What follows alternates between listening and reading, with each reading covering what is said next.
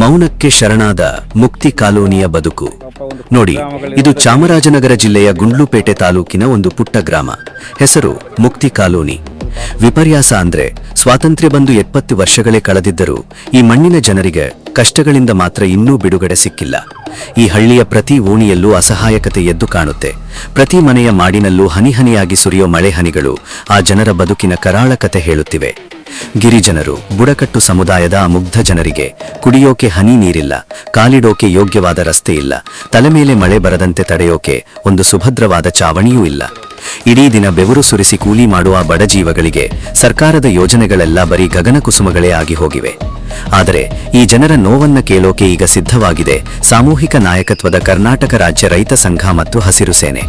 ಹೊನ್ನೂರು ಪ್ರಕಾಶ್ ಅವರ ನೇತೃತ್ವದ ಈ ತಂಡ ಜನರ ಪರವಾಗಿ ಇವತ್ತು ಅಖಾಡಕ್ಕೆ ಇಳಿದಿದೆ.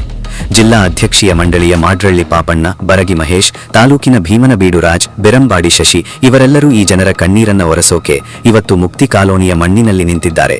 ಸರ್ಕಾರ ಇಷ್ಟಾದ್ರೂ ಕಣ್ಣು ಮುಚ್ಚಿ ಕುಳಿತಿದೆಯಲ್ಲ, ಈ ಶೋಷಿತ ಜನರ ಬದುಕಿಗೆ ನಿಜವಾದ ಬೆಳಕು ಸಿಗೋದು ಎಂದು ಜನತಾ ತೀರ್ಪು.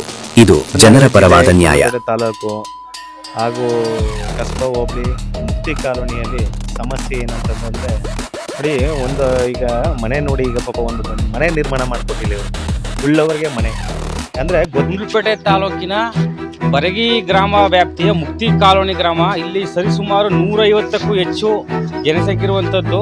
ಇದು ಕಾಡಂಚಿನ ಗ್ರಾಮ. ನೀವು ನೋಡ್ತಾ ಇರ್ಬೋದು, ಇಲ್ಲಿ ಸಾಕಷ್ಟು ಜನಗಳಿಗೆ ಮನೆಯ ವ್ಯವಸ್ಥೆನೇ ಇಲ್ಲ. ನೀವು ನೋಡ್ತಾ ಇದ್ದೀರಾ, ಯಾವ ಹಳೆ ಕಾಲದ ಮನೆಗಳು, ಗೋಡೆಯೆಲ್ಲ ಕಿತ್ತೋಗಿದೆ. ಏನಾದರೂ ಮಳೆ ಬಂದಂಥ ಸಂದರ್ಭದಲ್ಲಿ ಯಾವ ಅನಾಹುತ ನಡೀತದೆ ಅಂತಲೇ ಹೇಳೋಕ್ಕಾಗಲ್ಲ, ಅಷ್ಟೊಂದು ಮನೆಗಳು ಹಾಳಾಗಿದೆ. ನೀವು ನೋಡ್ತಾ ಇರ್ಬೋದು ನೋಡಿ, ಗೋಡೆಯೆಲ್ಲ ಕುಸಿದು ಇನ್ನೇನು ಮುಂಗಾರು ಸ್ಟಾರ್ಟ್ ಆದಾಗ ಮಳೆ ಏನಾದ್ರು ಬೀಳ್ತು ಅಂದ್ರೆ ಸಂಪೂರ್ಣ ಗೋಡೆನೆ ಕುಸಿಯುವಂತ ವ್ಯವಸ್ಥೆ ಇದೆ. ಆದ್ರಲ್ಲೂ ಕೂಡ ಇಲ್ಲಿ ಜನಗಳು ಬದುಕ್ತಾ ಇದ್ದಾರೆ. ಇಂಥ ಕುಗ್ರಾಮಗಳನ್ನ ಇವರು ಬಂದು ನೋಡ್ತಾ ಇಲ್ಲ. ಏನು ಗ್ರೇಟರ್ ಬೆಂಗಳೂರು, ಗ್ರೇಟರ್ ಮೈಸೂರು ಅಂತ ಏನು ಆ ಭಾಗದಲ್ಲಿ ಅಭಿವೃದ್ಧಿ ಕಾರ್ಯಗಳನ್ನ ಮಾಡ್ತಾ ಇದ್ದಾರೆ, ದುಡ್ಡು ಲೂಟಿ ಹೊಡೆಯೋಕ್ಕೋಸ್ಕರ. ಇಂಥ ಕುಗ್ರಾಮಗಳನ್ನ ನೋಡಿ ದಯವಿಟ್ಟು, ಏನು ಈ ಕುಗ್ರಾಮಗಳ ಜನ, ಈ ಜನ ಜೀವ ಹಿಂಡ್ತಾ ಇದ್ರಲ್ಲ ನೀವು, ಇವ್ರು ನಿಮ್ಗೆ ಓಟ್ ಹಾಕಲ್ವಾ? ಶಾಸಕರೇ, ಈ ಸ್ಥಳೀಯ ಶಾಸಕರಿಗೆ ಹೇಳ್ತಿರೋದು, ಈ ಭಾಗದ ಜನ ನಿಮ್ಗೆ ಓಟ್ ಹಾಕ್ತಾ ಇಲ್ವಾ? ಪ್ರತಿಯೊಬ್ಬ ಭಾರತೀಯ ನಾಗರಿಕನಿಗೆ ಮೂಲಭೂತ ಸೌಕರ್ಯನ ಒದಗಿಸುವುದು ನಿಮ್ಮ ಕರ್ತವ್ಯ. ಯಾಕೆ ತೆರಿಗೆ ಕಟ್ತಾ ಇಲ್ವಾ ನಾವು? ಇಂಥ ಕುಗ್ರಾಮಗಳಿಗೆ ದಯವಿಟ್ಟು ಆದಷ್ಟು ಏನು ಅನುದಾನಗಳನ್ನ ತಂದು ಇಂಥ ಕುಗ್ರಾಮಗಳನ್ನ ದಯವಿಟ್ಟು ಅಭಿವೃದ್ಧಿ ಪಡಿಸಿ. ಬನ್ನಿ, ಹೀಗೆ ಮುಂದೆ ತೋರಿಸ್ತೀವಿ ನಿಮ್ಗೆ. ನೋಡ್ತಾ ಇರ್ಬೋದು, ಚರಂಡಿ ವ್ಯವಸ್ಥೆ, ಕುಡಿಯೋ ನೀರಿನ ವ್ಯವಸ್ಥೆ, ಈ ಗ್ರಾಮದ ಪರಿಸ್ಥಿತಿಯನ್ನ ನೋಡಿದ್ರೆ ನಿಮ್ಗೆ ಅರ್ಥ ಆಗುತ್ತೆ. ನೋಡಿ, ಚರಂಡಿ ಎಲ್ಲ ಹೂಳ್ ತುಂಬಿಕೊಂಡು ಎಲ್ಲ ಮನೆಗೆ ನುಗ್ತಾ ಇದೆ. ಜಲಜೀವನ್ ಕೋಟ್ಯಾಂತರ ರೂಪಾಯಿಯನ್ನ ಖರ್ಚು ಮಾಡಿರುವಂತದ್ದು. ನೀವು ನೋಡ್ತಾ ಇರ್ಬೋದು, ಏನು ಮೋದಿ ಅವರ ಕನಸು. ಗ್ರಾಮಗಳಿಗೆ ಪ್ರತಿಯೊಂದು ಮನೆಗೆ ಕುಡಿಯೋ ನೀರಿನ ವ್ಯವಸ್ಥೆ ಮಾಡ್ಬೇಕಂತ ಅವ್ರು ಏನ್ ಕನಸು ಕಂಡಿದ್ರು ನೋಡಿ. ಜಲಜೀವನ್ ಮೂಲೆ ಗುಂಪಾಗಿ ಬಿದ್ದಿದೆ. ಒಂದು ಅಭಿವೃದ್ಧಿ ಕಾರ್ಯಗಳು ಇಲ್ಲಿ ನಡೆದಿಲ್ಲ. ಬಹಳಷ್ಟು ಗ್ರಾಮದ ಜನಗಳು ಒಂದು ತೊಂದರೆಯಲ್ಲಿ ಉಂಟಾಗಿದೆ. ಮತ್ತು ಇಲ್ಲಿ ಹ್ಯಾಂಡಿಕ್ಯಾಪ್ ಜಾಸ್ತಿ ಹೆಚ್ಚು ಜನಗಳು. ಪಾಪ ಅವ್ರಿಗೆ ಒಂದು ವೇತನವನ್ನು ಕೂಡ ಇವರು ಬದ್ಧಿಸುವಲ್ಲಿ ಬಹಳ ವಿಫಲರಾಗಿದ್ದಾರೆ. ಯಾರು ಕೂಡ ಇಲ್ಲಿ ಬರ್ತಾ ಇಲ್ಲ ಅನ್ನೋದೊಂದು ದೂರು ಕೇಳಿಸ್ತಾ ಇದೆ. ಬಂಧುಗಳೇ, ನೀವು ನೋಡ್ತಾ ಇರ್ಬೋದು, ಈ ಭಾಗದ ಜನಗಳ ಕಷ್ಟವನ್ನ ನೋಡ್ತಿದ್ರೆ, ಇಂಥ ಗ್ರಾಮಗಳಿಗೆ ಅಭಿವೃದ್ಧಿ ಕೆಲಸಗಳನ್ನ ಮಾಡಿ ದಯವಿಟ್ಟು.